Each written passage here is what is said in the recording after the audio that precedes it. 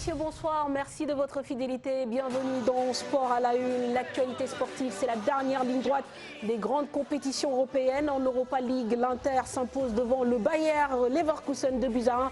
Manchester s'impose devant Copenhague après prolongation 1-0.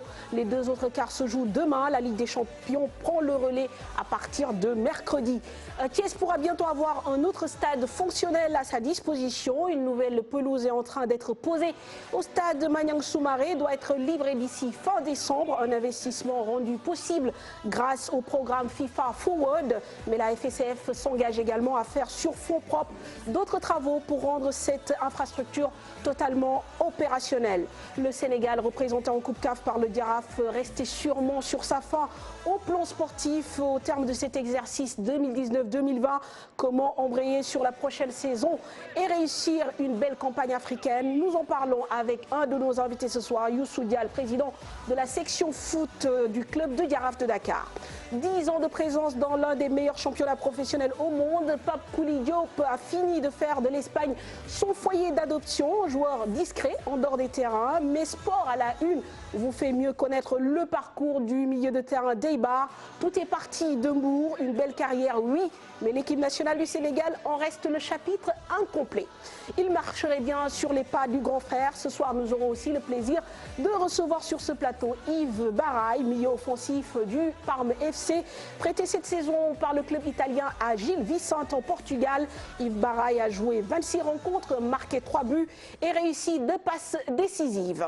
En espérant que nous allons passer une excellente soirée sportive, bienvenue à tous. Tidiane, bonsoir. Bonsoir Manfatou, bonsoir à Kouli Baraï et au président Dial et bonsoir aux téléspectateurs qui nous regardent. Bonsoir Youssou Dial. Bonsoir Manfatou, bonsoir à tous les téléspectateurs de la TFM, bonsoir à Pape Kouli et à Yves, également à Cher, et c'est toujours un plaisir d'être sur ce plateau de la TFM. C'est toujours un plaisir de vous recevoir. Pape Kouli, bonsoir. Bonsoir, bonsoir tout le monde. Bonsoir Yves Baraï. Bonsoir Manfatou. Voilà, merci à vous tous d'avoir accepté notre invitation. Nous allons d'abord dérouler une partie de l'actu sportive, comme je vous le disais tout à l'heure, avec notamment ce démarrage des quarts de finale de l'Europa League.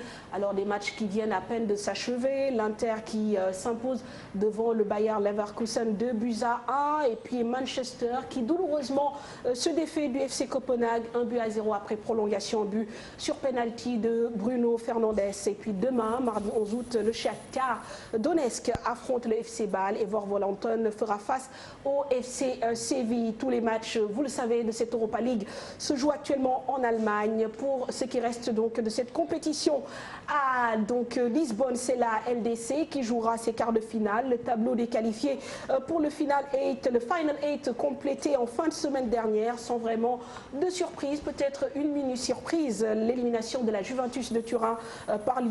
Sinon, les autres grands d'Europe sont présents. Manchester City, le Bayern, donc le Munich et Barcelone qui ont assuré leur présence au prochain tour. Les quarts de finale se joueront du mercredi au samedi prochain. Donc mercredi, le PSG affronte l'Atalanta Bergame. Jeudi, Leipzig rencontre l'Atlético de Madrid.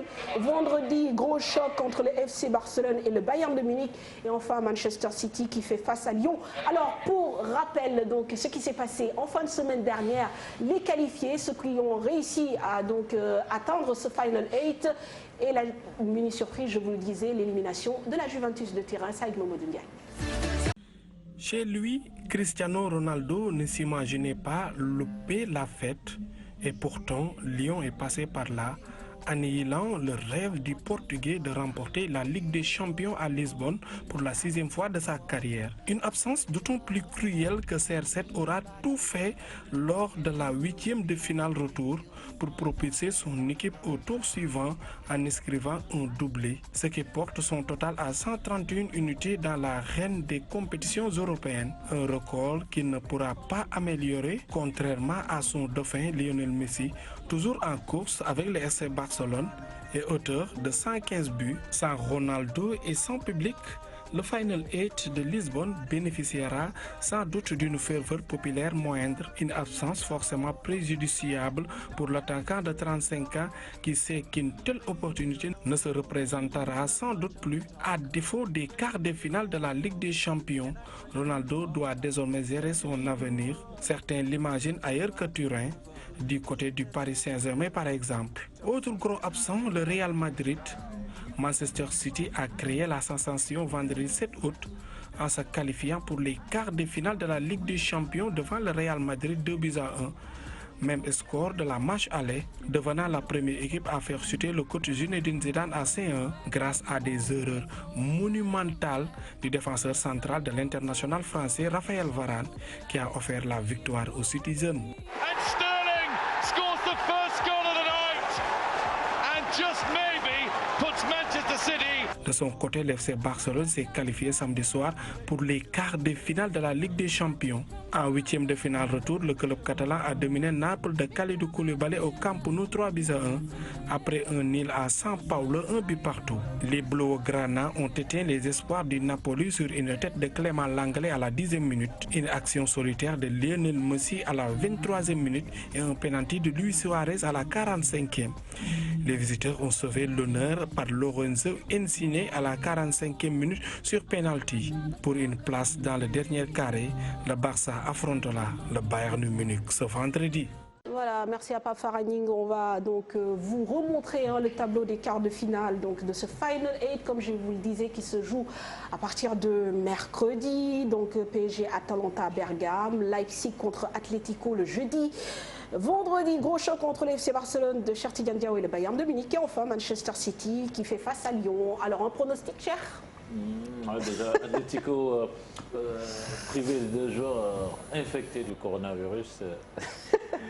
Ça veut dire que donc on est sûr de rien, mais quand même pour ce match Barcelone-Bayern de Munich, Bayern part favori vu sa saison, mais bien quand sûr. Même de l'autre côté, Pape Kouli sait très bien de quoi on parle. Il y a Messi là-bas et quand on joue contre Messi, tout est possible. Bien sûr. Alors Youssou, ce sont de grosses affiches alléchantes maintenant. Est-ce que vous avez une idée par rapport au potentiel? C'est vraiment donc de belles affiches. Moi, je dirais Atlético, Leipzig. Moi, je miserais sur l'Atlético par rapport à son expérience. Donc, c'est une grande équipe qui a l'habitude donc des grands matchs. Bayern, Barcelone, comme l'a dit Cheikh Tidiane Diao, quand on regarde la performance des deux équipes sur toute la saison, on a tendance à penser que le Bayern aujourd'hui est le favori normal, mais ils ont quand même au Barça, on a quand même un joueur qui s'appelle Lionel Messi qui à tout moment peut faire balancer donc un match. Mais comme je pense sur ces matchs-là aujourd'hui, peut-être le résultat ne se fera pas à partir de la valeur intrinsèque donc des équipes. Moi, je pense que donc l'équipe la plus forte mentalement et qui sera la plus proche psychologiquement gagnera ces matchs parce que c'est dans un environnement exceptionnel où il n'y a pas de public. Même nous qui regardons ces matchs-là, on a l'impression qu'on joue un match amical.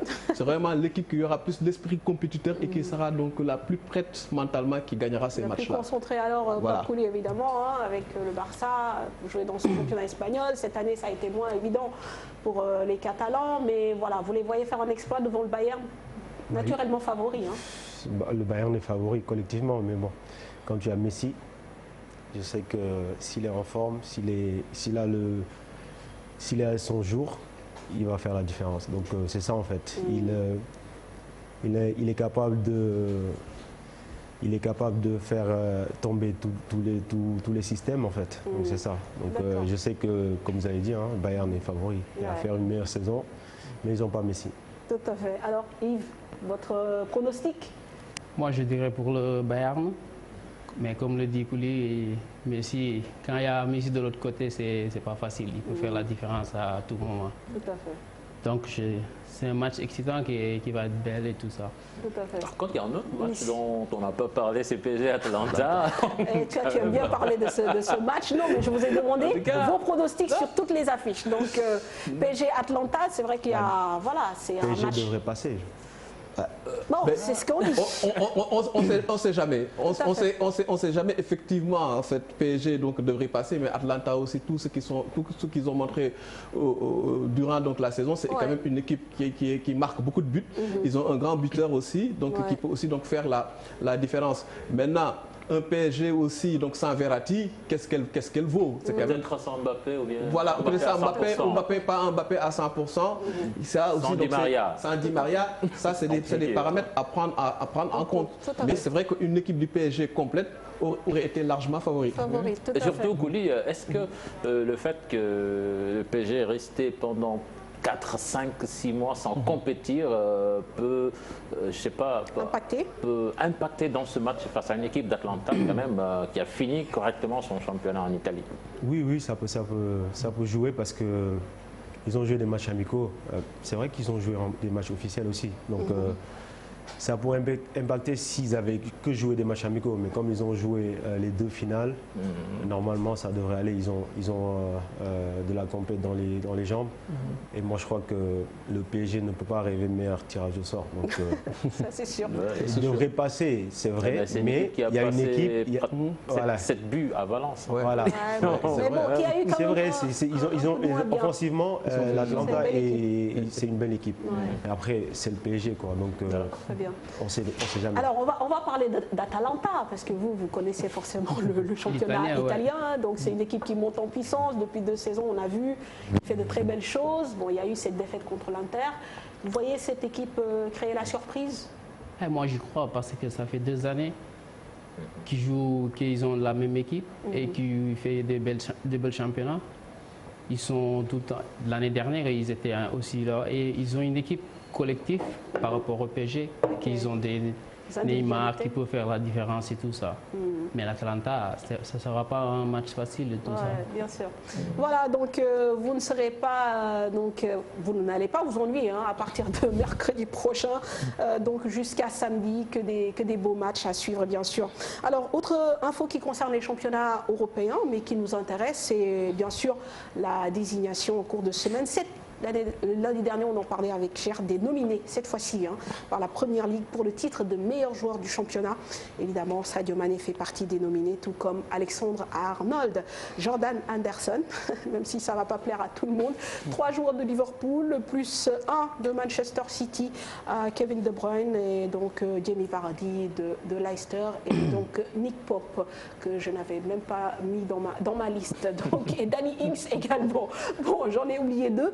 Alors, on parle de Sadio sur le podium. Là, très rapidement, Diao, tu joues sur le podium, mais pas forcément comme vainqueur.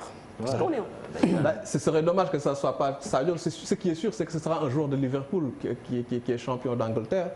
Mais moi, comparé en fait à Anderson ou Alexandre Arnold, vraiment, ça fait bizarre quand même qu'on parle de Sadio sur le podium et pas en tant que. Bon, ce sont les tendances, parce qu'on a vu la nomination du meilleur joueur par l'association des journalistes. Là, c'est Anderson qui l'a remporté. Oui, effectivement. Bon. Croisons les doigts, mais je reste persuadé qu'il se passera encore quelque chose d'inexplicable. D'accord, alors Pakouli, très rapidement, parce que voilà, vous avez été en équipe nationale, vous connaissez les joueurs, vous le voyez évoluer.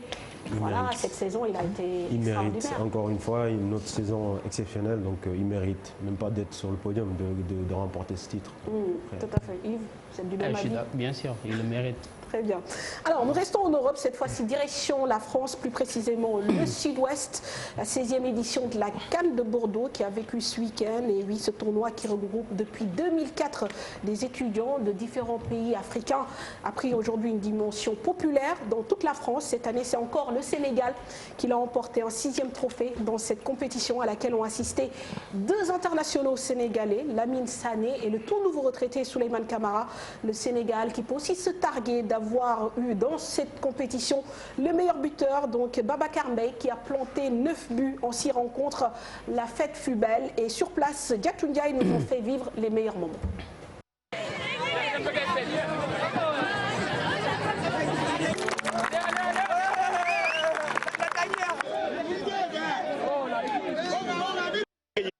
J'ai pris ma voiture et je suis venu les supporter tout simplement. Et moi je vais juste expliquer que moi j'ai joué ce genre de tournoi avant d'être professionnel, parce que moi tout le monde sait que j'ai été professionnel assez tard, et pour moi de jouer des tournois comme ça, de représenter entre guillemets sa nation, c'était quelque chose de très fort à notre échelle, et aujourd'hui je me mets à leur place et pour eux c'est quelque chose de fantastique.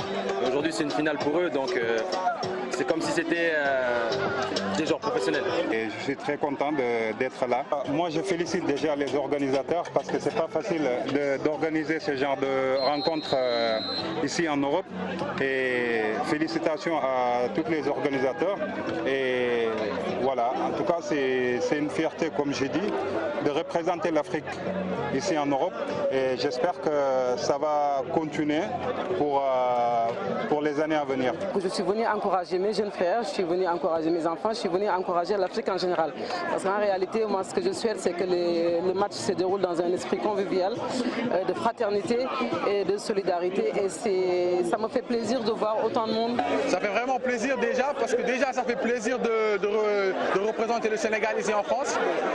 Maintenant le Sénégal est connu dans tout Bordeaux. Après la défaite de l'année dernière, on avait à cœur de revenir cette année et de gagner et alhamdoulilah c'est fait maintenant.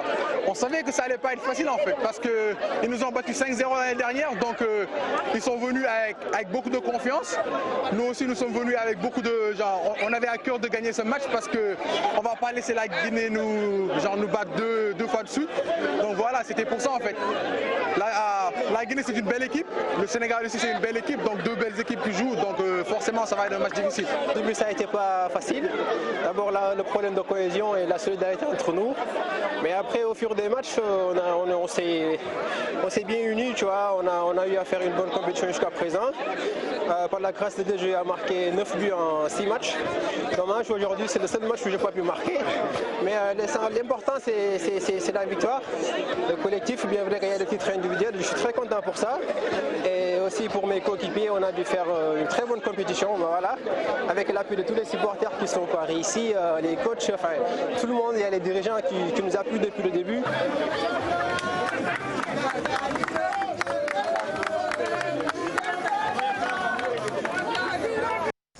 Voilà la Coupe d'Afrique des Nations de Bordeaux, donc déjà 6 titres. Bon, s'ils peuvent nous transmettre la baraka, nous on est preneurs. Hein. Évidemment, on parle du Sénégal et de la CAN, la vraie CAN. On félicite à l'occasion les organisateurs du tournoi, notamment les entraîneurs de l'équipe du Sénégal, Arfang Sarr Khadim Dieye, le président de l'équipe du Sénégal également a félicité. Il s'agit du docteur Khadim Ngom. On reste toujours dans l'actualité avant de, donc, bien sûr, discuter avec nos invités. La candidature de Didier Drogba à la présidence de la FIF, bel et bien validée, malgré les nombreuses péripéties et difficultés auxquelles il a fait face pour obtenir les soutiens nécessaires. Le comité électoral de la fédération a confirmé donc l'ancien capitaine des éléphants a bien réussi à réunir toutes les conditions requises pour faire acte de candidature. Ce comité est dirigé par un ancien ministre des Sports et actuel donc, président de fédération, René Dibi, devait s'assurer que Drogba avait bien produit les parrainages exigés. A rappelé que 3 candidats sont en lice pour remplacer l'actuel président de la FIF, Didier Drogba, Sori Diabaté et Idriss Diallo. L'élection est prévue le 5 septembre prochain. Nous revenons cette fois-ci bel et bien chez nous pour parler de cette nouvelle qui va faire forcément plaisir aux sportifs de Thiès. La réfection de la pelouse du stade Maniang Soumaré. La pose de la première pelouse a eu lieu ce samedi en présence des autorités sportives, dont le président de la Fédération sénégalaise de football, le ministre des Sports, mais aussi les autorités municipales, en l'occurrence le maire de Thiès. Les travaux doivent être achevés en décembre 2020. Ces travaux sont mis en œuvre dans le cadre du programme FIFA Forward 2. Donc, et nous écoutons les présidents Augustin Senghor et le ministre des Sports Matarba. Je voudrais que la compétition soit tournée autour de la sensibilisation partout dans ce pays. Comme vous le dites toujours, le mouvement Nawetan est représenté partout, dans les villages les plus reculés. Il faudrait que cette compétition saine soit engagée. Je sais que vous l'avez déjà commencé, mais il faut l'intensifier pour sauver ce pays, parce que sans santé, comme je l'ai indiqué tout à l'heure, il n'y aura pas de compétition. Si on veut revenir ici au mois de décembre et organiser un match entre la fédération et la ville de Thiès, il faudrait qu'on arrive à bout, qu'on parvienne à combattre cette maladie, qui est une maladie extrêmement dangereuse et qui est en train de tuer le monde. Aujourd'hui, nous avons eu le plaisir de se retrouver ici au stade Maniang Soumaré de Thiès, le stade mythique de Thiès, pour faire la pose, je dirais, du premier gazon, donc puisqu'il s'agit de travaux de pose du gazon synthétique sur ce stade-là, avec 2 objectifs. Le premier, c'est permettre au stade Lat Dior, qui est devenu le stade par excellence du Sénégal, puisqu'aujourd'hui c'est le seul stade qui peut accueillir nos compétitions internationales au niveau de l'équipe A, donc de souffler, mais aussi doter les populations thiessoises du premier gazon synthétique de leur histoire, pour permettre vraiment de développer l'activité sportive et particulièrement le football. Aux clubs d'accueillir leur match de championnat, de pouvoir s'entraîner sur une pelouse synthétique, aux équipes de Nawetan de pouvoir compétir. Et pour ça, il fallait bien entendu trouver les fonds et, comme à son habitude, la FIFA a accompagné à travers le programme Forward. On notait qu'en plus de la réfection de la pelouse, la fédération s'engage aussi sur front propre à faire d'autres travaux comme la réfection des tribunes et l'éclairage du stade. Ainsi, Thiès devrait disposer dans quelques mois de 2 stades fonctionnels, Lat Dior et Maniang Soumaré, qui pourront donc accueillir différentes compétitions de la région. Peut-être que vous allez vous y entraîner, qui sait? Mais bien sûr, plaisir. Bien sûr, c'est une bonne nouvelle aussi bien pour les sportifs thiessois que pour l'ensemble en fait, donc, des sportifs donc, du pays. Alors, on va parler de vous à présent avec donc, cette saison 2019-2020 qui vient de s'achever, mais surtout le fait que vous ayez décidé de prendre part à la Coupe CAF, donc, comme voulu par la Fédération sénégalaise de football. On va dire qu'on est resté quand même sur notre faim, en tout cas certainement les supporters du Jaraaf par rapport à votre saison, que nous allons essayer de passer en revue très rapidement à travers cet élément. Confirmer sa participation aux prochaines échéances africaines. Le club de la Médina a terminé à la seconde place à 12 points du premier. Les Verts et Blancs ont livré une première partie de saison en demi-teinte. Il a fallu attendre la 4e journée pour voir la première victoire de la saison du Jaraaf. C'était face au Casasport, 2-1. Les stats du club de la Médina cette saison, 6 victoires. 4 défaites et 3 matchs nuls. Point de satisfaction, le Jaraaf de Dakar peut se targuer de n'avoir pas concédé de défaites cette saison face au Teungueth FC. Les Rufisquois, après 5 défaites d'affilée, avaient perdu les premiers points devant les Verts et Blancs. Voilà, il fallait bien trouver des points de satisfaction et de motivation. Vous êtes venu ici, je pense, juste... au début du championnat, on était au bas fond du classement. Voilà, vous avez quand même réussi à terminer à la 2e place, la bonne place. Mais est-ce que cette saison ne vous laisse pas beaucoup d'incertitudes en réalité? Ben, effectivement, moi je peux être d'accord avec vous sur ce point-là. Parce qu'aujourd'hui, l'ambition quand on démarrait le championnat, c'était donc de terminer premier. Effectivement, aujourd'hui, nous avons terminé à la 2e place qui nous permet en fait, d'aller en Coupe d'Afrique. Mais également, bon, quand même, il y a quand même eu des insuffisances durant la saison. Parce que, comme je l'avais dit ici, nous avons l'habitude de démarrer très mal en fait le championnat. Oui, donc en mode diesel tous les ans en fait, donc c'est pareil. Donc c'est quelque chose sur lequel nous sommes en train de travailler, d'y remédier pour que les saisons à venir, que ça puisse pas en fait donc se passer comme ça.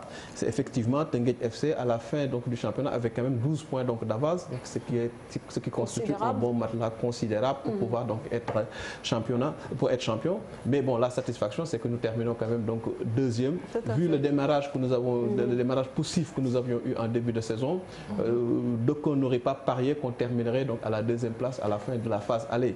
Maintenant, nous en tirons les enseignements et nous espérons la saison à venir démarrer très bien la saison. Et justement, ces décisions de la fédération quand même ont soulevé beaucoup de polémiques. Vous, au niveau du Jaraaf, comment est-ce que vous les avez accueillis? Est-ce que selon vous, le principe d'équité quand même a été respecté ou bien vous vous sentez lésé malgré cette 2e place? Non, donc, nous ne nous sentons pas lésés parce que nous sommes dans un cas de force majeure. Bon, moi, je peux en dire beaucoup de choses parce que je suis aussi membre du comité exécutif de la Fédération sénégalaise du football. Et moi, j'ai assisté à la dernière réunion où la décision a été prise d'arrêter le championnat. Il faut le dire aussi, ça a été aussi un long processus parce que tout au début de cette situation, c'est le comité d'urgence qui s'était réuni et la décision avait été prise de continuer le championnat avec un système donc de play-off. Parce qu'à l'époque aussi, il faut savoir que toutes les décisions aujourd'hui de la fédération ont été dictées par la situation de la pandémie au Sénégal. Et à ce moment-là, en fait, donc, les responsables donc, de la fédération donc, avaient jugé nécessaire de continuer donc, ce championnat pour pouvoir donc, décréter un titre. Je me rappelle aussi, donc j'ai eu des discussions avec le président, avec certains membres qui me disaient que non, on ne peut pas arrêter donc, ce championnat, on ne peut pas faire une année blanche.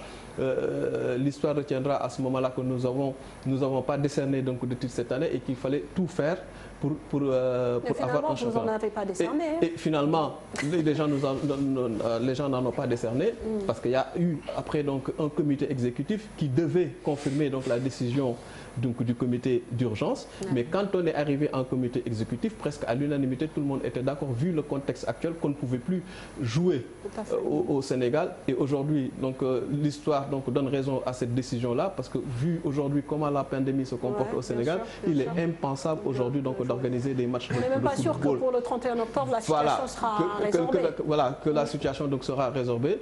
Et effectivement, donc, la majorité, ou presque à l'unanimité, donc cette décision a été prise. Par contre, ce qu'il faut dire, c'est que les membres du comité d'urgence, qui étaient le président et le vice-président, quand ils rentraient donc, dans cette salle, ils étaient toujours dans l'optique de vouloir continuer donc, ce championnat et de jouer les play-offs et les play-downs. Mais heureusement que je pourrais dire que les membres du comité exécutif, donc il y a eu donc des discussions donc sereines et responsables. Donc on s'est dit qu'aujourd'hui il était quasiment impossible donc de jouer, et je pense que c'est une sage décision. C'est une sage décision. Oui, mais une sage décision quand même. Il y a eu des conséquences. Qui a eu des conséquences, notamment du côté de Saint-Louis et de Ouakam, des équipes quand même qui prétendaient vouloir monter pour évoluer parmi l'élite, mais qui n'ont pu le faire à cause de cette décision. Et Teungueth qui réclame jusqu'à présent son titre de champion. Ils peuvent le réclamer à justice, mais quelle que soit aujourd'hui la décision qui aurait été prise, il y aurait eu donc des heureux et des malheureux. Malheureusement, donc, nous sommes dans le domaine du sport, seul le terrain peut départager donc, les gens de manière équitable. Et à un moment donné, il faut prendre aujourd'hui donc, des décisions. Moi, je peux comprendre en fait, donc, la déception en fait, donc, de certaines équipes. Et à ce moment-là, c'est vrai qu'à chaque fois que vous prenez des décisions, nous, au niveau du Jaraaf, donc peut-être à un moment donné, quand on avait décidé donc, de jouer en fait, donc, les play-offs et les play-downs, nous, ça ne nous aurait pas arrangé. Peut-être qu'on aurait pu perdre donc, la deuxième place et perdre aussi donc, la possibilité d'aller en Afrique. D'aller en Afrique. Et également aussi, donc ça ne nous avait pas arrangé, ça n'arrangeait pas aussi donc, certaines équipes. À chaque fois qu'on prenne des décisions dans les bureaux, il y a en fait donc des parties certainement qui ne seront pas en fait donc contentes. Mais effectivement, on peut comprendre donc la déception en fait de Teungueth FC qui aurait pu être un bon champion parce qu'ils ont fait un très bon parcours. Ils ont fini en fait donc de montrer à tout le monde en fait que c'était une très bonne équipe, qui s'était très bien organisée avec un très bon avec une très bonne qualité de jeu. Mais malheureusement en fait il fallait donc prendre une décision, et cette décision donc on va convenir à tout le monde. Voilà. Mais vous, la décision justement d'aller en Afrique, est-ce que vous en avez discuté, vous êtes concerté? C'était une décision facile? Pourquoi l'avoir décidé? Honnêtement, bon, pour cette fois, c'était une décision facile parce que la fédération donc, déjà avait fini d'octroyer une subvention donc, de 20 millions à chaque équipe qui participe à cette compétition donc, africaine. C'est vrai qu'elle a l'habitude d'aider les équipes africaines, mais cette année, cette aide, elle est exceptionnelle parce qu'aujourd'hui, nous étions à l'aise pour prendre cette décision. Parce qu'aujourd'hui, représenter aussi donc, le Sénégal en Coupe d'Afrique pour une équipe sénégalaise, c'est un honneur. Et en plus, quand tu reçois donc, une subvention donc, conséquente, c'est quand même donc, assez motivant. J'ai l'habitude de dire que nous perdons beaucoup d'énergie quand on va en Coupe d'Afrique pour rechercher des ressources additionnelles. Et aujourd'hui que nous avons fini de régler ce problème, donc cet aspect donc financier, nous pouvons nous concentrer. Mais avec donc, 20 millions, vous faites quoi? préparation. Vous faites juste le tour préliminaire? Vous faites oui, ça nous permet ça nous permet en fait donc de faire peut-être donc un tour, etc. Mais bon, la fédération a bien dit qu'en fait donc c'était une aide pour démarrer aujourd'hui cette compétition et qu'elle n'hésitera pas à apporter en fait une aide additionnelle. Très bien. Oui, c'est que le problème, c'est que financièrement, vous êtes prêt pour faire cette campagne, mais sur le volet sportif, comme on avait posé la question la semaine dernière au coach de Teungueth, mais sportivement, où est-ce que vous en êtes? Parce que quand même, ça va faire 6 à 7 mois que vous n'êtes pas compétitif, et là, vous voulez aborder l'Afrique. Oui, bon, c'est vrai que c'est une situation qui est très difficile. et moi je dirais que peut-être cette situation n'est pas uniquement difficile pour les équipes sénégalaises, donc peut-être aussi donc en Afrique toutes les équipes seront peut-être donc dans la même situation, et qu'aujourd'hui c'est vrai qu'il nous sera difficile aujourd'hui donc d'être compétitif donc dès le départ, parce que ça fait maintenant plus de 7 mois qu'on le championnat marocain sur voilà. Deuxième tour.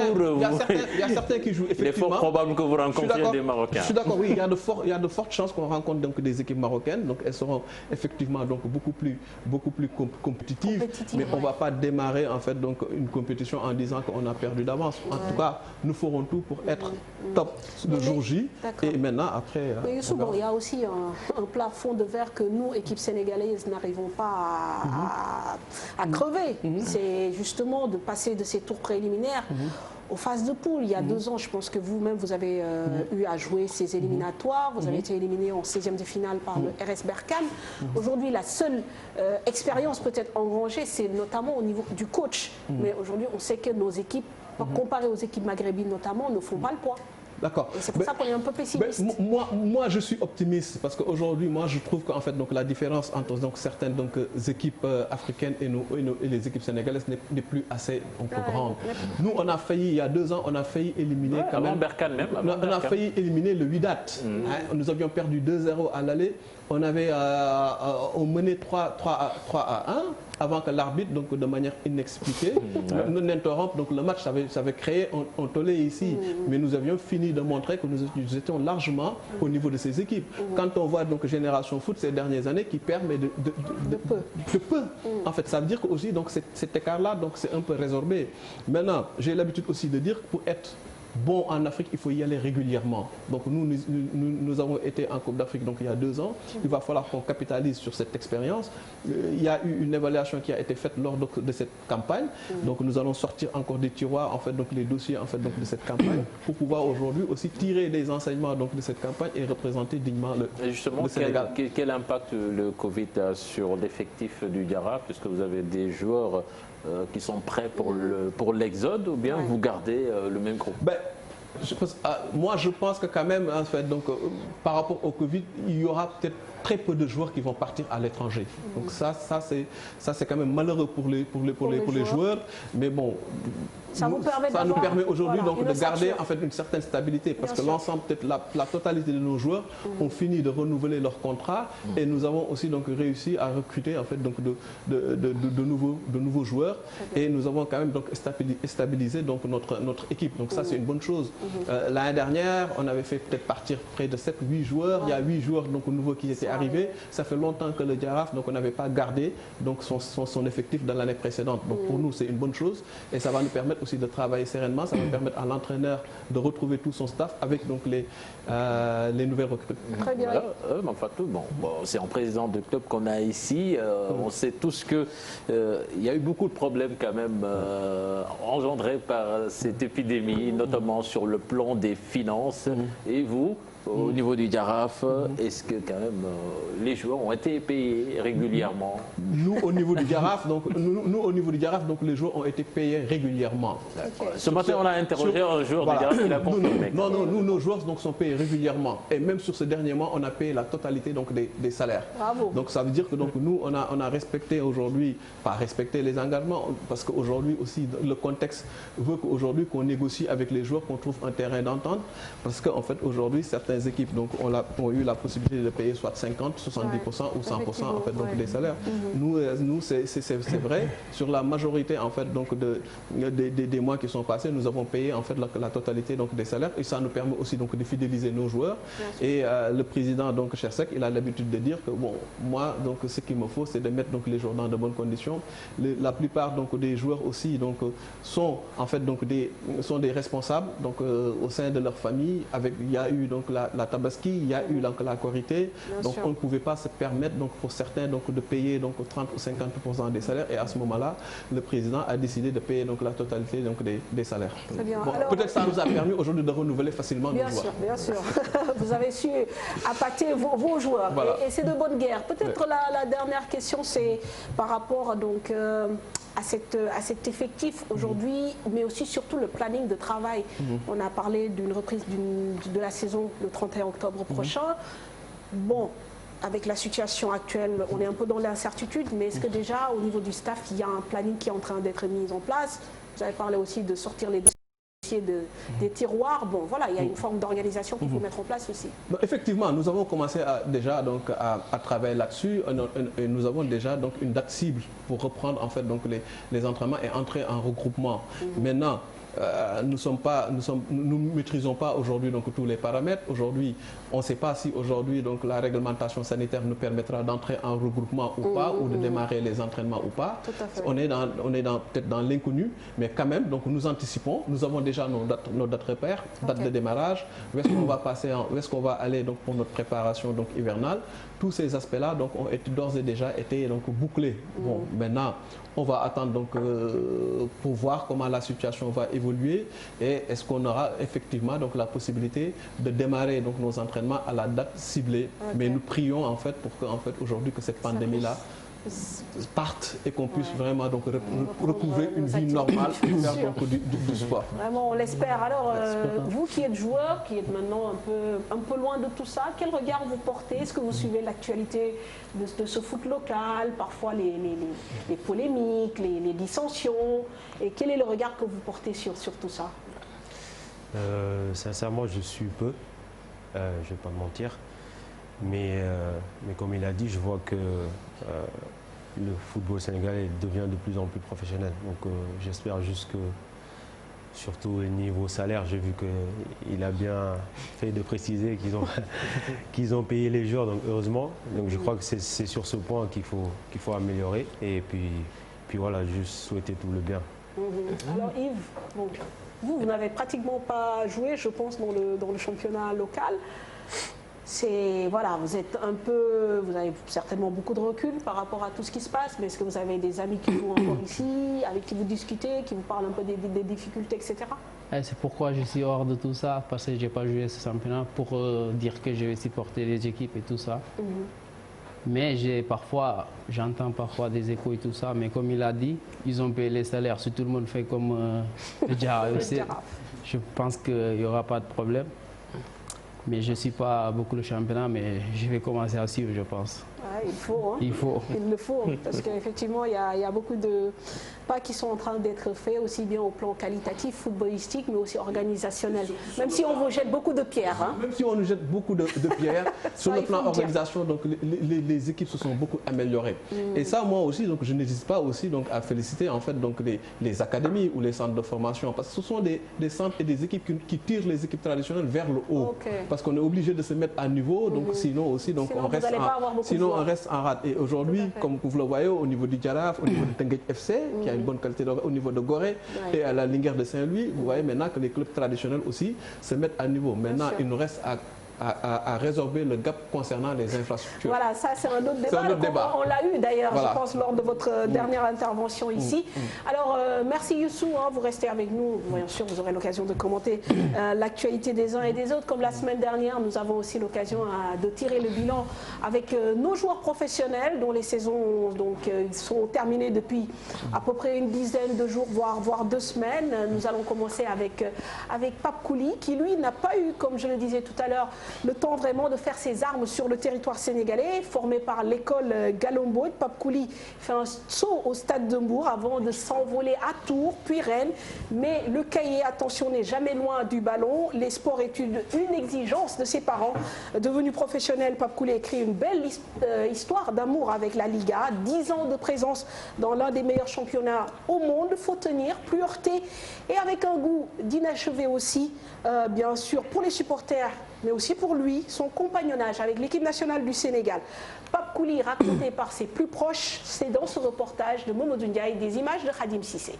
De la génération de joueurs mbourois passés en équipe nationale du Sénégal sur la dernière décennie, Pape Kouli Diop est l'un des rares à n'être pas passé dans les académies de football de la de footballeur. Ni seetaan moom la ñuy jëkk récupéré par sa technique parce que muy contrôle passe yi muy def yëpp dafay précise contrôle yi muy def. Pour ce reportage, alors évidemment l'équipe nationale fera partie de nos sujets de débat, évidemment, mais bon, Pape Kouli aussi, on va en profiter pour faire un peu le round-up de votre carrière. Moi j'ai envie de vous demander déjà l'enfance, le Stade de Mbour, qu'est-ce que ça vous a apporté, ces formateurs quand vous les voyez donner ces témoignages sur vous? Déjà ça fait plaisir de les voir, j'avais pas vu ce petit témoignage, c'est super, c'est émouvant. Après, bon, il reste un coach, hein, il reste un coach avec qui j'ai joué au départ avant de les rejoindre eux. D'abord, avant le Stade de Mbour, j'ai commencé avec l'école de football Galambouch. Donc, j'ai commencé jusqu'à 11 ans. Après, je crois que j'ai fait 3 ans au Stade de Mbour avant de partir à Rennes. Donc, au final, je crois que l'école de football Galambouch m'a plus apporté que le Stade de Mbour. Parce que j'ai pris toutes les bases là-bas, tout ce qui est contrôle, tout ce qui est voilà quoi, l'essence du foot. Donc je les remercie parce que c'est grâce à eux que je suis là. Et après bon voilà, j'ai pas joué dans le championnat sénégalais, on va dire en senior. En senior, ouais. Et après j'ai eu la chance, parce que c'est vraiment la chance. D'avoir des recruteurs qui sont passés ici, Eric Atta de Rennes. On avait organisé avec, ils avaient organisé avec Etienne Mendy, Tierno Seydi et tout ça, des matchs qu'on devait jouer ici à Dakar, qui devaient durer une semaine et on faisait, voilà, ils faisaient une sélection avec beaucoup de jeunes venus de partout et d'ailleurs, au Sénégal. Et donc voilà, à partir de là, j'ai été sélectionné, j'avais 15 ans, mes parents ne voulaient pas. Ils ne voulaient pas me laisser partir parce que comme l'a dit mon petit frère, les études étaient vraiment la priorité. Mais bon, finalement, j'ai su convaincre mon père avec les bonnes notes et puis voilà, j'ai été obligé d'attendre jusqu'à 17 ans. Mais entre-temps, j'ai joué en U17 avec le Sénégal. On a failli se qualifier en Coupe d'Afrique, mais ça ne s'est pas fait au dernier moment. Puis voilà, en fait, c'est ça mon passage. On est arrivé à Rennes, un club qui a été très tôt ambitieux en France. Pourquoi est-ce que vous ne vous êtes pas imposé dans le championnat français? Très facile. Je suis arrivé, les 6 premiers mois c'était difficile, il fallait le dire, changement d'adaptation, la nourriture, tout ça. Et je continuais les études parce que c'était la condition pour que mes parents me laissent partir. Donc j'ai continué les études, j'ai eu mon bac français et j'ai dit au formateur, au directeur du centre de formation que j'allais arrêter parce que j'étais venu pour le foot, pas pour les études. Donc j'ai arrêté, j'ai signé mon contrat pro, il y avait 6 joueurs, 6 milieux de terrain plus moi, on était 7 qui avaient déjà fait leur preuve. Moi, le coach me demandait d'attendre. Et moi, je suis comme ça, j'ai un caractère comme ça, je suis gagnant. Donc je lui ai dit, écoute coach, moi, je ne peux pas rester ici à attendre que quelqu'un se blesse, parce qu'il fallait que 4 se blessent pour que je puisse jouer. Quelqu'un se blesse pour que je puisse jouer. Donc je vais partir en 2e division, me faire un nom. Et voilà, et après on verra. Et c'est là que je suis parti à Tours. J'ai fait une bonne saison, j'ai marqué 3 buts. Et malheureusement, les 3 derniers mois, je me suis blessé, j'ai eu une fracture. Donc je n'ai pas pu prolonger avec Rennes. C'est là que j'ai tenté l'aventure en Espagne. Ok, ça c'est un problème pour les jeunes joueurs, les formateurs français ou bien les entraîneurs français. Souvent ils ne font pas confiance aux jeunes joueurs. Si je me rappelle, Ousmane Dembélé même, en un moment donné, il a voulu quitter Rennes parce qu'on ne lui donnait pas ça. Maintenant Rennes fait confiance. Avant non. Avant c'était plus, il faisait plus venir des joueurs en dehors de la France. C'était la politique de Laszlo Bologna, un coach roumain. Donc lui c'était plus des joueurs de l'Est et tout ça, donc il faisait venir plein de joueurs. Le président payait de l'argent, il avait beaucoup d'argent, donc voilà, c'était facile pour lui. Et nous les jeunes, il fallait attendre, voilà. C'est le seul qui avait percé dès les premiers mois, on va dire les premières années, c'était Gourcuff, parce que voilà, c'était il était exceptionnel. Après Stéphane Mbia, ma génération, je veux dire. Mais même les Moussa Sow et tout ça, on était obligés d'attendre. Donc voilà. Mais juste une petite question, de 15 à 17 ans, donc vous deviez partir à l'âge de 15 ans, finalement vous partez à 17 ans. Ouais. Ils ont patienté? Qui? Rennes, Tours. Comment non, ça s'est passé? j'ai fait Rennes à patienter. C'est vrai qu'entre-temps, je suis parti à Lyon quand même faire je saute un petit peu des... D'accord, quelques parce que étapes. sinon, comme on est à la télé, et je suis parti faire des essais à Rennes, à Lyon, 15 jours. Ça s'était bien passé. Mais je ne sais pas, j'avais des anciens agents, je ne veux pas dire... je ne veux pas donner tous les détails, mais bon, voilà, ça s'est calé un petit peu et j'étais obligé d'attendre. Okay. Mais Rennes est revenu à la charge. Ils ont appelé mes parents pour que je parte en France, en Bretagne, pour faire des essais. Et pour me revoir parce qu'ils m'avaient vu à 15 ans. Donc après, j'ai joué l'équipe nationale, j'ai fait des essais à Lyon et finalement je suis parti et ça c'est... D'accord. Donc vous vous blessez donc, sur votre dernière année où vous êtes bien à Tours. Du coup, Rennes ne vous renouvelle pas et là vous partez en Espagne. Comment ça se passe? À l'aventure. Vous partez tout seul? Comme ça. J'avais un agent français, il m'appelle, il me dit non, mon agent français il voulait pas que je parte déjà parce que je ne sais pas. Il me disait ouais, ils vont pas te payer. Je lui dis je m'en fous, je vais partir. Donc je suis parti. Je me rappelle que la veille je dormais même pas parce que j'avais peur. C'est vraiment, j'avais la trouille. Je savais pas parler en espagnol. J'ai eu la chance que dans l'équipe il y avait le capitaine qui parlait anglais, donc c'était lui qui me traduisait tout ce que le coach disait. Et voilà, j'ai eu la chance, cette chance. Et après, j'ai saisi l'opportunité dès que le coach m'a mis. Ça s'est très bien passé les 6 premiers mois à Tarragone, l'Astic de Tarragone. Il venait juste de descendre en D2. Donc j'ai joué. Après, j'ai attiré beaucoup de clubs de première division. J'ai refait une saison en D2. Si j'avais 21 ans, et c'est là que j'ai signé à Santander. J'ai eu 3 offres, Osasuna, je crois que c'était le Betis aussi, et Santander. Mais bon, voilà, on m'avait conseillé d'aller jouer à Santander, donc j'ai fait ça. Très bien. Donc quand on fait la revue de la carrière, c'est 3 saisons à Santander. 3 saisons à Santander. 3 saisons à Levante. Ouais, à Levante. 2 à l'Espagnol. 2,5 à l'Espagnol. 2,5, puis Eibar et retour à l'Espagnol. Non, toujours à Eibar. Non, j'ai fait l'Espagnol 2,5. J'ai été transféré à Eibar. Et depuis lors, j'ai fait 2,5 à Eibar. D'accord, donc ça fait 10 ans que vous êtes dans ce championnat. Pourquoi il vous plaît? Parce que c'est le championnat qui convient mieux à mon style de jeu. C'est un championnat super technique, super tactique aussi. Le jeu va super vite. Et à un moment donné, je me suis dit que pourquoi partir si j'ai tout ce qu'il me faut dans ce championnat. La vie est super belle en Espagne. On a le soleil. En Angleterre, j'en ai pas.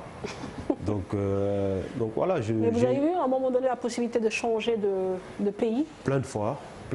Mais après, il faut faire la balance. J'ai eu la possibilité de partir en Angleterre ou dans d'autres pays, mais c'est soit je pars chercher de l'argent, ou soit je reste et j'ai un projet sportif. Et en plus j'ai la vie de famille qui est bien aussi. Je veux dire, en Espagne, la vie est super bien et mes enfants sont contents d'être là-bas et sont presque espagnols, on va dire. Et donc voilà, j'ai mis la balance et finalement je suis resté en Espagne et franchement je suis content. Après, j'aimerais bien faire une petite expérience avant la fin de ma retraite. Et justement, qu'est-ce que ça vous inspire, ce parcours déjà très jeune, vous partiez vers l'inconnu, et là, avec le recul, vous dites que vous ne vous êtes pas trompé. C'est une fierté parce que c'était pas facile du tout. Mais il y avait plein de difficultés, plein de difficultés, on va dire que voilà, on est parti de rien, Hambourg, d'Hambourg, et se retrouver à faire ce chemin, donc c'est une fierté parce que parce que comme je vous ai dit, c'était pas facile du tout, quoi. Mais est-ce que vous avez aussi des regrets? Parce que quand on regarde, vous jouez pour Santander, Eibar, Espagnol. Bon, l'Espagnol, c'est encore pas mal, mais on se dit pourquoi Pape Kouli n'a pas réussi à intégrer le top 5, 7 des meilleurs clubs de la Liga. Surtout que le talent y est. Si je vous dis que ça ne s'est pas fait pour des détails. Il y a eu des propositions. Hein. Ça ne s'est pas fait pour des détails, ça ne s'est pas fait pour des histoires d'argent. Vous n'allez pas me croire. Mais bon, c'est comme ça, ça fait partie de mon destin et je suis croyant, je sais que tout est écrit. Ça devait se passer comme ça. Et puis voilà, je suis fier de ma carrière. Je sais que ça aurait pu être pire. Mais ça aurait pu être mieux, quoi. Exactement, ça aurait pu être mieux, mais comme on dit, en tant que musulman, il faut regarder tout le temps. Le côté positif. Exactement. Très bien. Mais il y a quand même une réflexion, bon peut-être là ça va être difficile de parler de soi, mais Youssou, moi j'ai l'impression que souvent les agents, notamment avec les joueurs africains, parfois sont des freins. Et surtout cette génération, peut-être la nouvelle actuellement, voilà, on voit qu'ils très rapidement, bon, le chemin est balisé, mais ceux-là, j'ai l'impression qu'ils ont été un peu parfois sacrifiés. Bien sûr, vous savez, donc il a évoqué quelque chose qui est important, donc il y a le paramètre chance qui est important dans la carrière d'un footballeur. Parfois donc, le talent ne suffit pas. Et heureusement que lui, il a la tête donc, bien faite, c'est quelqu'un de très donc, lucide, c'est quelqu'un de très intelligent, il aurait pu avoir une carrière pire. Parce qu'aujourd'hui aussi, en fait, ça se joue sur peu de choses. Certains joueurs peuvent tomber sur des mauvaises personnes et qui aujourd'hui en fait, t'orientent vers la mauvaise direction. Donc c'est ça. Malheureusement, en fait, donc, le football professionnel va avec ces facteurs que le footballeur lui-même ne maîtrise pas. Vu le talent qu'il a, vu aussi donc, sa personnalité, c'est vrai qu'il aurait pu faire donc, une plus grande donc, carrière. Mais comme il le dit aussi, en fait, c'est peut-être la volonté divine. Et aussi, il y a beaucoup de footballeurs qui auraient bien voulu faire sa carrière. Donc il doit être fier aujourd'hui de sa carrière parce qu'il a laissé de bonnes choses.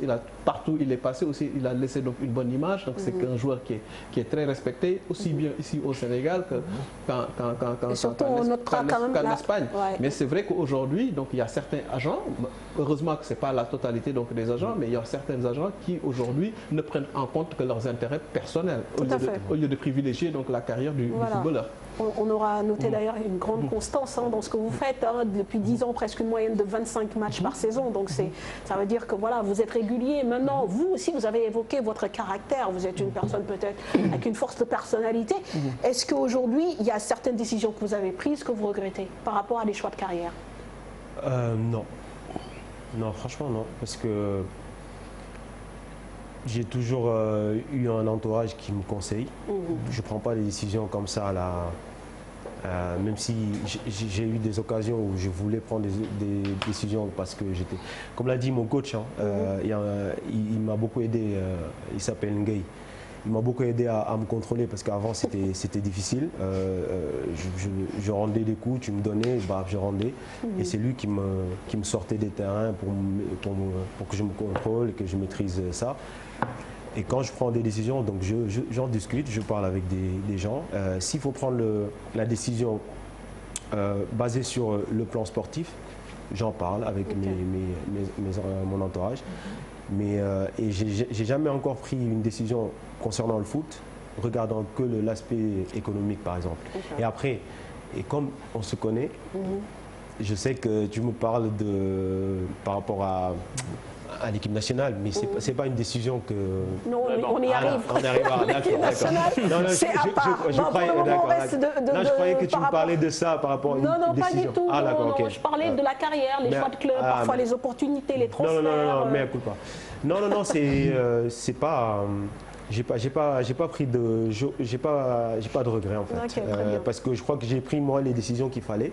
Après, comme je te l'ai dit, il y a des trucs que je ne contrôle pas. Par contre, vous avez évolué presque une décennie en Liga.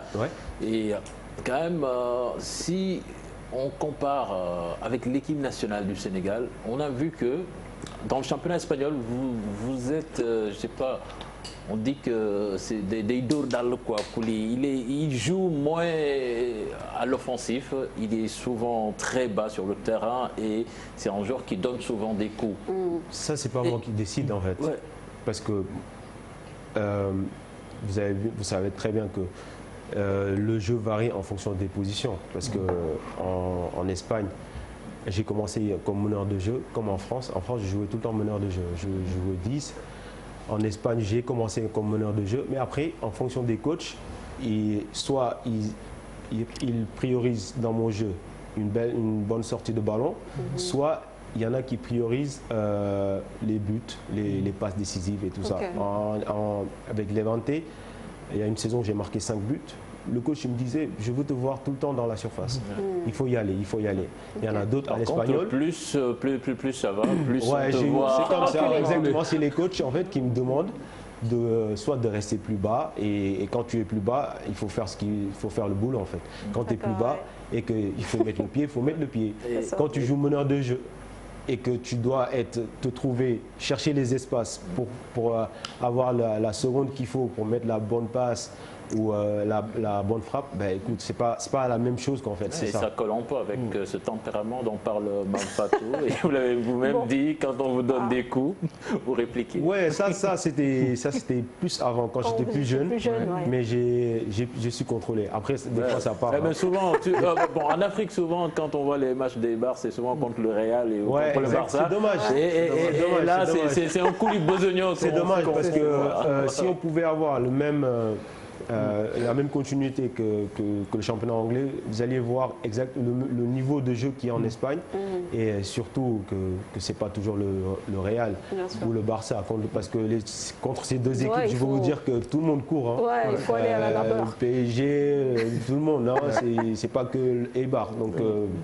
Donc c'est dommage de voir que ces genres de matchs, mais bon, voilà, c'est comme ça. Très bien. Alors on va faire intervenir une autre personne. Comment s'appelle votre meilleur ami? Ahmed Diouf. D'accord, bon, on va écouter le témoignage d'un autre monsieur. Question pièce. Là, vous allez créer, l'émission va se terminer, vous allez vous débrouiller. Un de mes meilleurs amis. D'accord, l'un de mes meilleurs amis. Bon, on va entendre un autre meilleur ami. Il s'appelle Moussa et lui, il confirme que vous étiez le seul quand vous étiez très très jeune à vous lever tôt le matin, à aller courir, à revenir et à repartir à l'école. C'était dur. Malgré tout cela, vous aviez de bonnes notes à l'école. Moussa a tenu à apporter son témoignage, nous l'écoutons. Depuis qu'on était gamin, c'était le mec voilà, qui voulait tout le temps tout donner, il voulait tout le temps être le meilleur partout. Et voilà, c'est pour ça maintenant, quand on le voit maintenant à la télé et tout le reste, voilà, ça ne nous étonne pas parce qu'on sait à quel point il s'est battu pour réussir, quoi. Donc voilà, je me rappelle quand on était ado, quand tu es ado, voilà, tu veux vraiment profiter, sortir, tu ne restes pas trop à la maison, des trucs comme ça. Mais lui, non, c'était un truc différent parce que il était capable de se lever le matin à 6 h du mat, d'aller courir, revenir, se changer, aller à l'école, après l'école, se changer, aller aux entraînements de foot. Ok, revenir le soir, bosser ses cours et dormir et faire ça tous les jours. Et après, voilà, c'était le gars qui était le meilleur au sport. C'est le meilleur sportif qu'on connaissait. Et en même temps, c'était le meilleur à l'école tout le temps, quoi. Le gars, il avait tout le temps de très bonnes notes. Voilà, c'était tout le temps le premier de la classe et tout ça. Donc, quand tu as un ami comme ça met la barre très haute. Et voilà, tu es ami avec lui, mais en même temps, tu l'admires parce que tu vois que c'est un mec qui donne tout et ça le réussit, quoi. Voilà le témoignage d'un des meilleurs amis de Pape Kouli Diouf. Il s'appelle lui Moussa. Moussa comment? Moussa Ndour. Moussa Ndour, très bien. Merci pour ce petit témoignage. C'est une surprise, je ne m'attendais pas. Et c'est vrai que lui, il n'est pas ici, il est en Espagne, mais on va dire que c'est mon meilleur ami. C'est vrai que on a vécu des choses, lui et moi, on a été à l'école. Je crois qu'il peut plus parler de moi sur ce côté sacrifice, côté voilà, priorité. Il me connaît, il sait ce que j'ai fait pour pouvoir m'entraîner et essayer de faire. C'était pas que faire plaisir à mon père, parce que c'est vrai que si j'avais pas de bonnes notes, il n'allait pas me laisser jouer au foot, quoi. Mais c'était, à un moment donné, c'était aussi, j'aimais les études, je faisais PC, physique chimie, j'étais aussi obligé de m'améliorer sur les langues. Voilà, donc, et à un moment donné, si je ne faisais pas ça, je n'allais pas jouer au foot. Et justement, Kouli, est-ce que ces études que vous avez faites, ça a eu une incidence sur votre parcours footballistique? Effectivement, moi je l'ai abordé dans le même sens. Quoi. Vous avez eu un certain niveau d'études. Est-ce que ça vous a servi à quelque chose dans la gestion de carrière? Et aujourd'hui, qu'as-tu envie de dire aux jeunes qui aujourd'hui abandonnent les études, ils se focalisent foot? Est-ce que tu as envie de leur dire quelque chose et de laisser un message? Oui, j'ai parlé il n'y a pas longtemps à des, on va dire, un groupe de jeunes en Éthiopie et je parlais de ça. Il m'avait invité pour parler du foot et j'ai plus parlé des études que du foot parce qu'en fait c'est un peu lié. Et moi, la rigueur que je mettais dans les études, ça m'a servi aussi au niveau foot parce que quand je faisais les sacrifices pour pouvoir m'entraîner, pour pouvoir avoir le foot, quand j'étais sur le terrain, je disais, je ne fais pas tous ces sacrifices pour ne pas réussir dans le foot aussi. Donc ça m'aidait un petit peu à être plus responsable et à être plus organisé aussi. Et sur le terrain, je crois que on est sur le terrain comme on est dehors. Moi, je crois en ça. Après, voilà. Très bien. Alors, bon, là, on va parler de l'autre partie où vous avez voulu anticiper, mais non, l'équipe nationale mérite qu'on s'y arrête donc de façon très, bon, voilà, large. On va déjà revoir quelques statistiques, certainement vous les connaissez, mais peut-être pour rappel aux téléspectateurs. Donc Pape Kouli en équipe nationale, je pense que la première sélection c'est en 2010, donc le 17 novembre 2010 avec donc un match contre le Gabon. Ensuite, bon, 30 sélections, 2 buts, 5 passes décisives. Vous nous rectifierez si on n'est pas bon. Et puis le nombre de CAN de jouer, 2. 2015, Guinée équatoriale, c'est ça, hein? Ouais. Guinée équatoriale. La dernière, je pense. Non, 2017. Guinée équatoriale et Gabon, non, c'est ça? Non, 2017, il y a eu le Gabon. Ah, le Gabon. Voilà. Et même 2015, il y avait Gabon. Il y a eu le Gabon, oui. Oui, Gabon, Guinée équatoriale. Et 2017, il y a eu que le Gabon. Alors, évidemment, on parle d'une symphonie inachevée, hein, pour faire un peu dans la métaphore. Tout le monde est unanime sur le talent de Pape Kouli.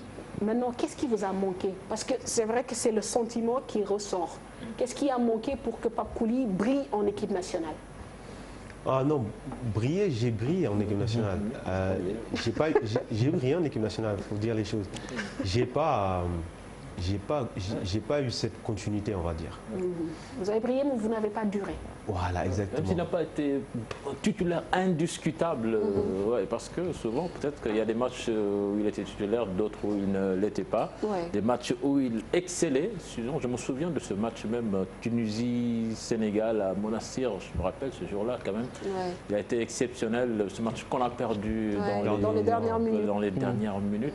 Ouais, mais malheureusement, sous Alain Giresse quand même. C'est là où il a plus... C'est là où j'ai plus de continuité, c'est vrai. J'ai eu, on va dire, 5 ou 6 matchs. À partir de ce match contre la Tunisie jusqu'à l'élimination de la CAN contre l'Algérie, j'ai tout joué titulaire. Et je crois qu'avec cette continuité, j'ai fait des matchs, j'ai fait de bons matchs, j'ai eu cette continuité. Après, la continuité, ça ne dépend pas de moi, mon pote. Donc je sais qu'à un moment, comme c'est pour ça que j'ai dit briller, j'ai brillé. Mais je n'ai pas eu cette continuité qui ne dépendait pas de moi. Après, bon voilà, c'est les années. C'est pourquoi il y a eu toujours des... Je sais pas, peut-être c'est une absence de feeling. C'est à vous de nous dire. Avant Giresse, il y a eu Amara. Ouais. Après Giresse, il y a eu Aliou Cissé. Bon, commençons par le début. Vous arrivez quand même en équipe nationale en 2010. En 2010. Je suis en 2010 avec Amara qui avait déjà son groupe, on va dire, une équipe qui était déjà faite. Moi, j'ai joué les 2 derniers matchs, je crois, de la qualification. J'étais censé partir parce que je me rappelle qu'il nous avait dit qu'il n'allait pas toucher ce groupe. On était parti en île Maurice, je crois. Donc on était censé partir tous. Et dernière minute, il m'a sorti. Pas d'explication. Puis voilà, c'est des trucs comme ça qui arrivent plus au Sénégal, malheureusement. Mais c'est comme ça. Après, moi, je crois qu'on ne m'a jamais entendu parler mal d'un coach, d'un dirigeant. Je ne suis pas ce genre. Je ne suis pas le genre à chercher des excuses. C'est comme ça, c'est comme ça. Moi, je sais que quand j'ai eu l'opportunité de jouer, j'ai joué et j'ai montré aux Sénégalais. Je crois que si on parle toujours de pourquoi il a arrêté ou pourquoi, comme tu as dit avant, c'est le goût d'inachevé, c'est parce que j'ai marqué les esprits. Et donc à un moment donné, ça aussi, c'est une petite réussite, quoi, on va dire. Ouais, parce que bizarrement, une petite consolation. Pape Kouli, c'était le joueur que les supporters voulaient voir sur le terrain, mais ce qui n'était pas l'avis des coachs, bizarrement, on ne sait pas. Je ne sais pas. Peut-être faut nous inviter ici, et, je sais pas, faire un débat contradictoire et tout ça, et parler du pourquoi, du comment. Il n'y a pas de... Il n'y a pas d'explication, en tout cas basée sur l'aspect sportif, il n'y en a pas. Mais moi, j'entendais souvent dire que Pape Kouli était un joueur qui pouvait faire 60 grosses minutes. Voilà, donc des pépins physiques, c'est une légende ou comment? C'est déjà pas mal. C'est déjà pas mal, mais j'entendais souvent cette réflexion que Pape Kouli est un joueur qui va vous faire 60 grosses minutes, pardon, mais pas au-delà. Il y avait toujours des pépins physiques ou qui ne se sentaient pas bon. C'est une légende ou... Déjà, c'est une légende. Parce que bon, j'ai 287 matchs dans l'un des championnats les plus élevés du monde. Voilà, et sur les 287 matchs, je suis l'Africain qui a le plus de matchs devant Samuel Eto'o. Et sur ces 287 matchs, j'ai joué plus de 80% des matchs titulaires, quoi. Ça, c'est une chose. Deuxième chose, c'est que j'ai un coach, je me rappelle, il me disait, si tu peux me donner 45 bonnes minutes, le reste, voilà. Donne-moi 45 bonnes minutes, fais-moi gagner le match, 45 bonnes minutes. Et si tu arrives à faire ça, moi, ça me va. Si vraiment ce qu'ils disent, c'est vrai, j'ai 60 minutes à donner dans les pieds et je fais la différence sur ces 60 bonnes minutes, bah, ça le fait. Ça le fait. Si je te fais 60 minutes, il y a d'autres joueurs qui sont sur le banc, ils te font les 30 minutes. Ça ne te pose pas de problème de sortir à la 70e. Très bien. Alors, bon, finalement, après la CAN 2017, vous décidez d'arrêter. Jusqu'ici, on ne sait pas réellement pourquoi vous avez décidé d'arrêter. Pourquoi? Je crois que vous allez continuer à ne pas savoir. Parce que je crois que toute vérité n'est pas bonne à dire. Donc des fois, ça ne sert à rien de remuer dans la plaie, de chercher. Si par exemple, je sais que je vous donne des raisons, ça va améliorer le système du football sénégalais, ça va permettre à d'autres jeunes qui ont été dans la même situation que moi à surpasser ces genres de problèmes. Je vais le dire, mais ça ne sert à rien. Ça fait 3 ans que j'ai arrêté. Est-ce que ce n'était pas lié quand même quelque part aussi à des problèmes d'ego? Parce que je me rappelle bien lors de la CAN 2015 en Guinée équatoriale, en zone mixte, on voyait des joueurs qui ne jouaient pas, qui boudaient carrément, quoi. J'en faisais partie. Et puis, non, je ne dis pas que tu en faisais partie. Non, c'est pour ça que je demande. Non, mais après, il y a eu des, je sais pas comment on l'appelle, des... Déjà, la CAN 2015, j'ai joué. Où tu n'étais pas titulaire. Après, parce que c'est une continuité. 2017. C'est une continuité. En 2015, vous jouiez, mais ce n'était pas le cas en 2017. Peut-être que vous vous dites, avec toute l'expérience que j'ai emmagasinée, avec tout le parcours que j'ai en équipe nationale, tu te vois mal être en remplaçant? Non, parce que j'ai un ego, comme toujours. Hein. Je crois que je ne suis pas le seul. J'ai un fort caractère. Mais je crois que pendant ces 7 ans, j'ai vraiment attendu. Mais je peux vous dire, il y a des fois où voilà, ne me faites pas parler. Donc en fait, j'ai attendu pendant ces 7 ans, ou on va dire 8 ans, que les choses changent, que... Vous n'aviez pas le statut que vous méritiez en équipe nationale. Non, mais écoute, au final, vous êtes tellement intelligent, vous. Vous allez me faire parler, c'est pas ça. Mais au final, tu vois que ça change pas. Tu peux faire ce que tu veux, ça va pas changer. La meilleure façon, la meilleure des solutions, la meilleure décision à prendre, c'est de laisser la place à un autre en fait. C'est tout, c'est aussi simple que ça. Oui, parce que quand même, quand vous quittez votre club pour venir en sélection et vous voyez qu'on fait jouer quelqu'un et que tu penses que tu es meilleur que lui, certainement. Non, je ne suis pas d'accord avec toi parce qu'on va dire que on est tous des joueurs qui viennent des championnats majeurs et des fois tu es obligé d'accepter qu'un coéquipier joue à ta place parce que voilà, c'est comme ça, tu ne peux pas avoir cet ego qui te force. Mais à un moment donné, il doit y avoir aussi, on va dire, un petit peu l'impact sur l'équipe nationale, sur la Coupe du Monde, sur la Coupe d'Afrique des Nations pour un jeu professionnel. En activité, en Liga, quand même, il s'est passé quelque chose, quand même. C'est pas moi qui pose des questions là pour le coup. Alors, on veut savoir. Bon, vous décidez d'arrêter. C'est vrai que, comme on dit, ça remonte il y a 2 ans. Vous avez dit que vous avez brillé, 3 ans maintenant. Et les Sénégalais parlent toujours de vous. Bah, c'est ce que je te disais. Ouais, mais du coup, est-ce que vous regrettez de l'avoir pris cette décision? Vous êtes en paix avec vous-même, vous êtes passé à autre chose? Ou il y a un petit espoir qu'un jour vous reveniez en équipe nationale? Moi, quand j'ai arrêté, j'ai parlé avec Augustin Senghor et j'ai pas fermé la porte. Et lui, il le sait. J'ai jamais dit que c'était définitivement fermé. Fini. Et j'ai pris la décision et voilà, qu'on en parle toujours. Comme je t'ai dit, c'est parce que j'ai marqué les esprits. Donc au final, mon passage en équipe nationale n'est pas un échec. Donc parce que si les gens en parlent toujours, c'est parce que tu as marqué les esprits. Maintenant, la porte n'est pas fermée, mais je ne regrette pas du tout d'avoir pris ces décisions. Je suis passé à autre chose. Je suis de plus en plus performant en équipe, en club. Voilà, justement, j'allais rebondir sur ça, parce que bon, c'est il y a 3 ans. Est-ce qu'aujourd'hui, le Pape Kouli d'il y a 3 ans est le même que celui d'aujourd'hui? Est-ce que réellement...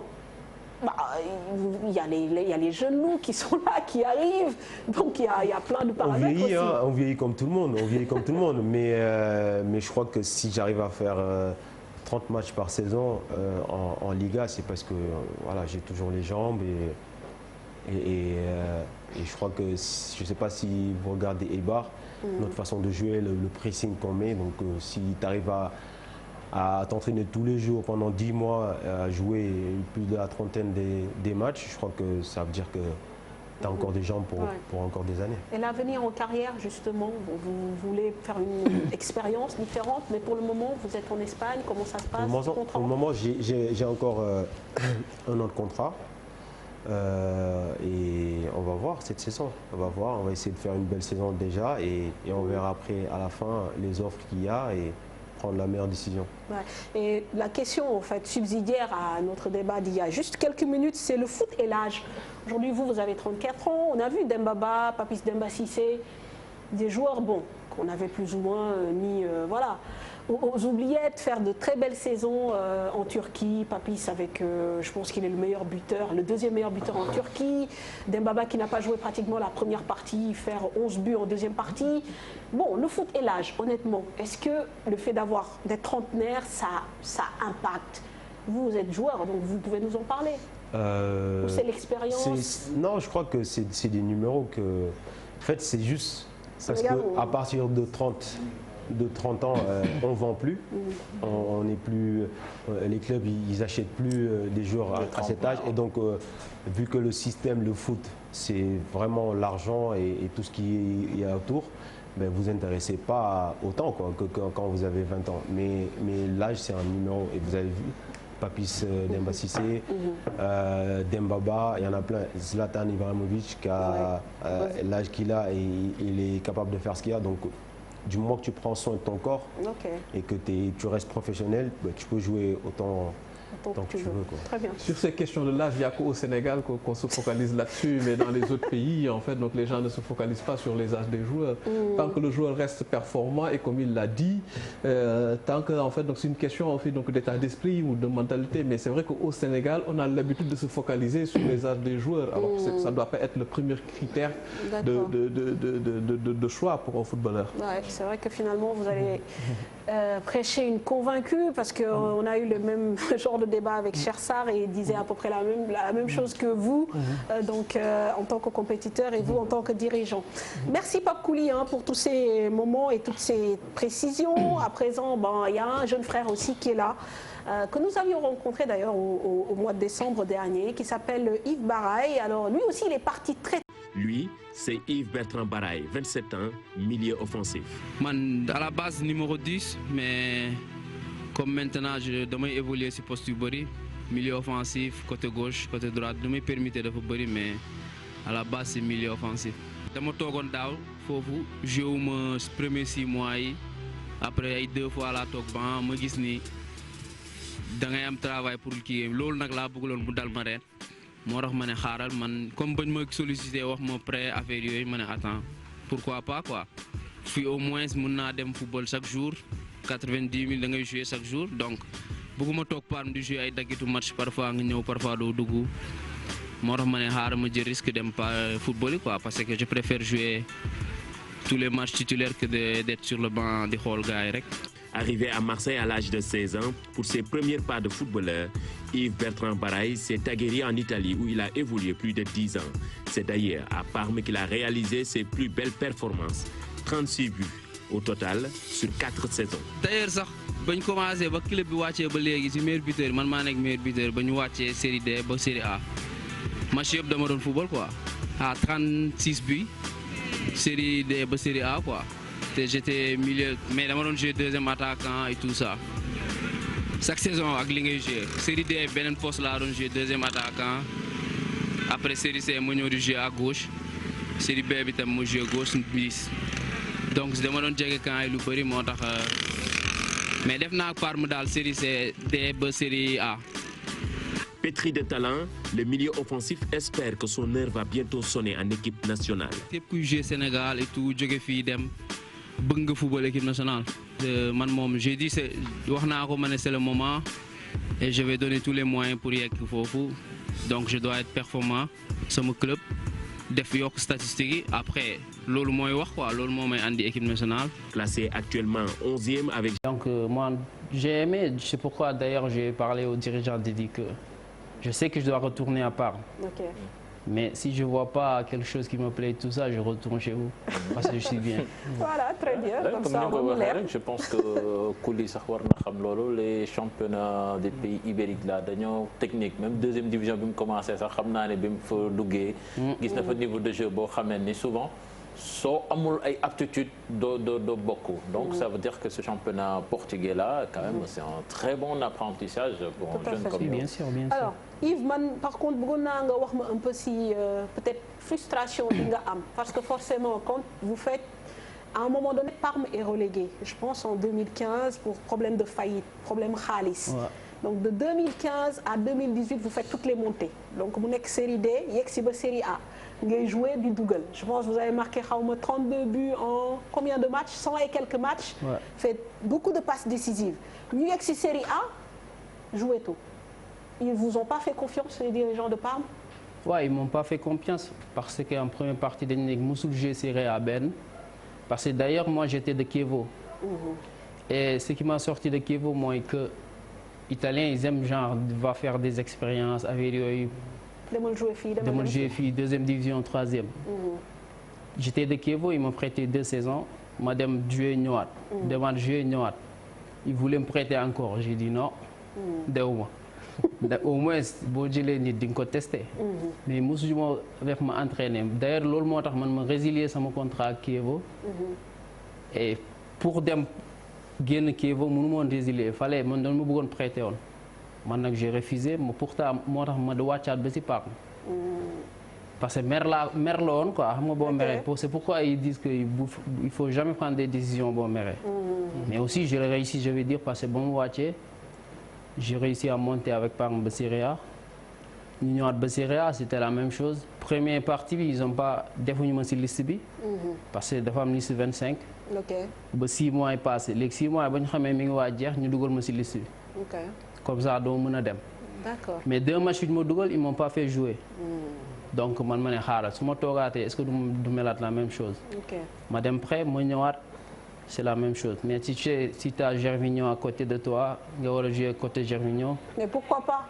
Non, tu peux jouer, mais si tu te donnes la confiance. Ouais, il faut que nous mettions la chance. Il faut que nous mettions la chance. Mais ce fait qu'ils te disent, attends, il y a Gervinho, il y a l'autre, et tu dois être derrière eux. Okay. Il faut que nous nous blessions ou nous nous D'accord. Donc, Lolo Tarman, j'ai dit, à un moment donné, j'ai dit, je préfère aller après. Mais malgré tout, beaucoup de gens t'es en repérage. Ouais, ils voulaient pas. D'accord. Mais il y a aussi c'est ça, Khaled, dans Europe aussi, hein. Je pense qu'il y a un reportage de 16 ans de Marseille, donc presque depuis presque plus de 10 ans, il y a qui mais pourquoi en fait arriver au tamit imposer aussi si championnat italien ou si football en tout cas next si championnat majeur parce que chance là quand même nga teel a dem maanaam jël aussi ñoom li ñu lay jàngal ci lu baax. C'est vrai parce que man ba ma fiy jógee xale laa woon école de football laa jógee Alpha B Foot d'ailleurs sama koñ. moom moo ma formé. Après nawetaan yi cadet laa joué. J'ai eu la chance de rencontrer Adama Ndiaye, mon yóbbu Marseille. Bon, à Marseille, j'ai fait 1 an, joué championnat. Mais après, il y a des règlements. Si tu es mineur, tu ne peux pas jouer en Europe. Et de mon retour au Sénégal, j'ai 18 ans de démarrer. Et je ne voulais pas me retourner au Sénégal. J'ai dit non. Parce que le Sénégal, si tu as affaire, je me attends. Je ne veux pas, non, dans les affaires, attends, je ne veux pas. Léegi yaa sam benn papa bu nekkoon italien sam papa laa koy wax. moo ma ne ma kaay fii nga ñëw yaa Udinese à côté et tout ça. Après fa laa dëkkee dem Udinese mais ba may doog a ñëw j'avais pas 18 ans dama waroon xaar ba am 18 ans. D'accord. Après nag si laa jóge foofu Chievo jënd ma. Mais comme je t'ai dit tout à l'heure waaw loolu la quoi Italie comme je t'ai dit tout à l'heure bu ñu la jëndee il faut nga def ay expérience. Et ça j'acceptais pas man moo taxoon. Affaire compliqué. Tu es boudé ou tu ne veux pas jouer, ils t'amènent des équipes qui ont beaucoup joué. Mais championnat italien, bon, Serie A, mos. Mais nous, si nous avons pareil, certainement, nous avons une raison. Est-ce que vous avez ce jeu, vous avez pour imposer la Serie A, de physique. Et souvent, on demande aux joueurs offensifs de faire le repli défensif. Tactiquement. Nous avons résigné une tâche. Moi, je ne finis jamais d'apprendre parce que bataille mais le problème est que si tu n'as jamais joué en Serie A et tout ça, des joueurs c'est lolo. Donc, nous allons jouer, nous allons parce que en Italie, ce n'est pas comme Portugal, il n'a jamais joué. Portugal, tu vois des jeunes, nous allons jouer lolo. Mais Italie, pour nous allons jouer lolo, il faut que nous jouions en Série B, casser et tout, faire des championnats extraordinaires. Nous pouvons voir si nous jouer. C'est ça, c'est pas, il ne voit pas les joueurs, genre nous allons les tester le jour. C'est rare que nous voyons un joueur qui jouer titulaire. Ok. Il y a beaucoup d'expérience. Il y a beaucoup d'expérience. C'est pourquoi il t'amène tout le temps. Prêt et tout ça, expérience. Donc là, vous avez Jules Vicente, peut-être pour jouer une saison. Non, j'ai dit je dois retourner en Italie parce que nous parle. Donc si je retourne, il fait comme il fait d'habitude, je dis non, je ne reste pas. Très bien, mais dans ce cas-là, avec cette situation, les incertitudes, même si voilà, moi j'ai regardé quelques extraits de tes matchs, voilà, il y a beaucoup de talent, techniquement c'est très bon. La porte de l'équipe nationale risque d'être difficile à ouvrir, hein, pour toquer, parce que beaucoup ne si bëgg nañ ko mais porte moo kawe quoi pour nga jot. Mais non. Non, je veux dire je bëgg nañ ko mais da nga koy teg benn coin di liggéey parce que tamit on n'arrête jamais de rêver, on n'arrête pas de s'entraîner pour dem fa et tout. Mais c'est pas facile du question ni da ngay jóge dem foog nga football club yi ñu xam et tout ça. Mais il y a beaucoup de jeunes qui jouent en Europe qui sont forts et qui sont meilleurs même. Nous jouons ci équipe bi mais ils viennent pas parce que club bu ñu joué wala loolu. D'accord. Mais bokkul comme yeneen dëkk yu xam te ne même si t'as pas ay yeneen pays africains. C'est plus facile quoi. Mais il faut nga jouer yenn équipe yu mag yi pour mën a ñëw. Ok, très bien. Mais on n'arrête pas de rêver. Hein. Ouais, bien sûr, il faut rêver dans la vie.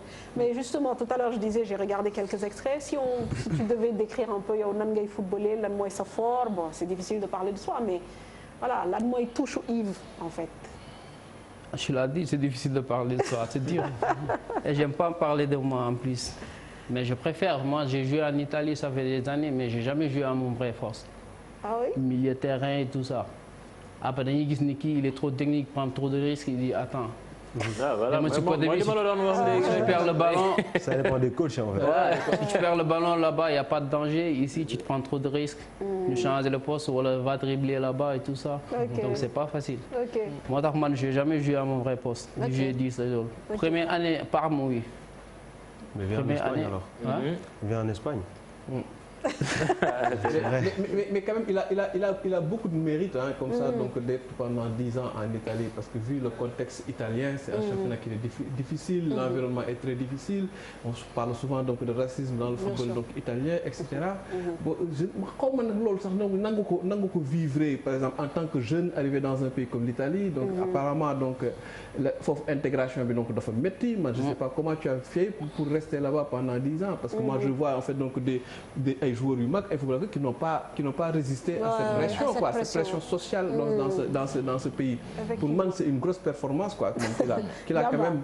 Non, c'est pas facile, c'est pas facile. C'est pourquoi quand je vois des jeunes qui vont là-bas et tout, c'est pas facile. Bon, pour en plus c'est dur.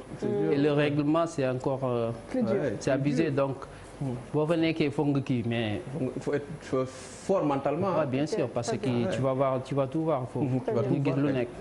Qu'est-ce qu'on peut vous souhaiter alors? Bon, à part le rêve, qui est le Graal, peut-être de retourner dans le championnat portugais ou d'aller ailleurs. Bon, voilà, quels sont vos projets? Et puis bon, je pense que tu as la référence à tes côtés, Pape Kouli. Vous faites problème demain en France et à force d'abnégation, je pense que bagage après. On a déjà parlé. Il faut, s'il est un joueur technique et il voit que ça coince là-bas en Italie, pourquoi pas tenter en Espagne? L'Espagne, c'est un pays pour te... D'accord. Non, déjà, vous êtes sur le bon chemin, puisque l'objectif, le premier objectif, celui de jouer régulièrement à Gil Vicente, a été atteint. Donc le reste, c'est juste transformer la balle en essai, comme on dit. Merci en tout cas, Yves Baraye, de nous avoir accompagnés, tout comme Pape Kouli, Youssou aussi. Merci pour ces belles contributions. On a apprécié. Voilà, je pense que nous arrivons au terme de cette émission. On vous laisse faire un coucou, un dernier mot. Yves. Moi, je vais saluer toute ma famille et mes amis qui sont HLM Grand Viop, je vais dire. Parce que gis naa gars yi ñu ngi doon def affaire yi mais jotuma comme am na ñu nga xam te ne tam jotuma leen seet si boobu ba léegi pandémie bi moo tax balaa ñu naan maa leen ko wàll ma toog rek. D'accord. Pape Kouli. Moi, je remercie ceux qui ont fait les témoignages, le coach Ngueye Ndia, Vieux-Ba, même s'il n'a pas parlé, les anciens de l'école de foot Galomboch et mon petit frère, mon ami, un de mes meilleurs amis, Ahmed Diouf et Thierry et tous les gens qui ont parlé. Voilà. Merci beaucoup, ça a été gentil. Très bien. Youssou, moi, je ne ferai que vous remercier pour l'invitation que vous avez bien voulu me faire. Comme je l'ai dit en début d'émission, c'est toujours un plaisir de venir sur ce plateau relevé donc, de la TFM. Et on espère que le football va reprendre, donc Inch'Allah bientôt. Donc, le ballon pour cela, il faut qu'on porte les masques, qu'on respecte les mesures barrières, n'est-ce pas, cher? Je crois que c'est le message qu'il faut tympaniser aux populations. Il faut qu'on reprenne nos bonnes vieilles habitudes d'il y a 6 mois, au mois de mars, on était tous stressés par la maladie. Il faut qu'on revienne à cela parce que là, ça devient un peu grave. Très, très grave même. Donc, nous avons pour le masque, nous devons distanciation, moitou, parce que faire barbi mingi le Sénégal, et ça, c'est pas bon. J'ai mis, mais déjà. D'accord, très bien, bravo.